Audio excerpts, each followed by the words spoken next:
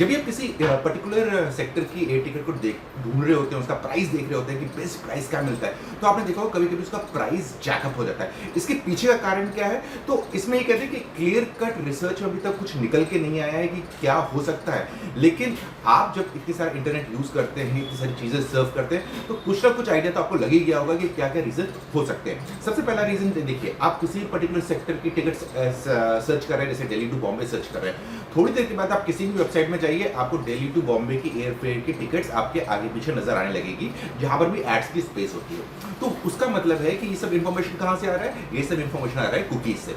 तो ये भी हो सकता है कि जो भी फ्लाइट टिकट प्रोवाइड करते हैं, जो भी वेबसाइट्स करती हैं एयरलाइंस के साइड में, वो लोग कुकीज ट्रैक करते हैं और वो देखते हैं कि आप इस चीज को बार बार देख रहे हैं, तो वो प्राइस जैकअप कर सकते हैं। तो इसके लिए आप क्या कर सकते हैं? आप हर एक डील को इनकॉग्निटो मोड में चेक कर लीजिए। बेसिकली इनकॉग्निटो मोड क्या होता है कि एक वेबसाइट में इनकॉग्निटो मोड होता है, चाहे कोई भी ब्राउजर ले लीजिए, उसमें अगर आप कुछ भी सर्व करेंगे तो आपकी कुकीज मतलब जो आपकी इन्फॉर्मेशन है, छोटी छोटी इन्फॉर्मेशन, आप क्या सर्च कर रहे हैं, क्या देख रहे हैं, किस डिवाइस से, कौन सी लोकेशन से, वो किसी के पास नहीं जाएगी। किसी के पास नहीं जाएगी मतलब एडवर्टाइजर्स के पास नहीं जाएगी।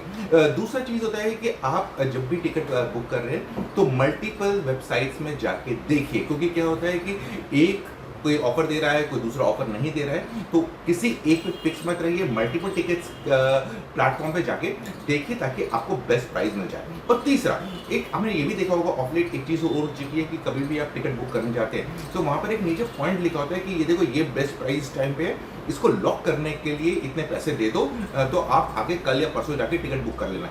यानी कि इतना कोई मारामारी नहीं हो सकती है अगर आप राइट टाइम पे बुक कर ले, क्योंकि आप आए हैं टिकट बुक करने के लिए 500 या 600 रुपये बचाने के लिए कि उसमें प्राइस कैसे कम कर सकते हैं। अगर यहीं 500-600 रुपये दे दें कि उस टिकट को लॉक करने के लिए, तो आपका फायदा कुछ नहीं होगा। इसके अलावा एक और इंटरेस्टिंग चीज़ है कि जो एयरलाइंस कहता है वो ये कहता है कि एक्चुअली हर एक क्लास की टिकट्स जो होती हैं वो हमारे पास लिमिटेड सीट्स होती हैं। इसकी वजह से जब आप सर्च कर रहे होते हैं तो कभी कभी वो फुल हो जाती है, बहुत सारे लोग सर्च कर रहे होते हैं तो प्राइस जैकअप हो जाता है।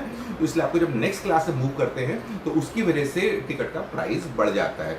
तो भाई बेसिकली इसमें सिंपल सी बात ये हो रही है कि आप एडवांस में प्लानिंग कर लीजिए तो शायद आपको बेस्ट प्राइस मिल जाएगा, क्योंकि इसमें एज सच इस टाइम पे कोई इतना रेगुलेशन नहीं है और इतनी ट्रांसपेरेंसी दिख नहीं रही है ऑपरेटर्स के थ्रू, खासकर इंडिया में, जो बताए कि नहीं यहाँ पर कुछ भूलचाल नहीं हो रहा है। लेकिन इसमें बहुत सारे स्टेप्स लेने पड़ेंगे गवर्नमेंट को इम्प्लीमेंट करने के लिए ताकि ट्रांसपेरेंसी मेंटेन हो।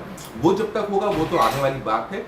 लेकिन आप क्या कर सकते हैं? आप बस ये कर सकते हैं कि किसी एक पे आंख मूंद के भरोसा ना करिए, अपने टिकट्स को मल्टीपल सोर्सेज में देखिए, मल्टीपल वेबसाइट्स में देखिए और इनकॉग्निटो मोड में भी चेक कर सकते हैं ताकि आपको भी मन की शांति रहे कि आपका जो डेटा है वो ट्रैक नहीं हो।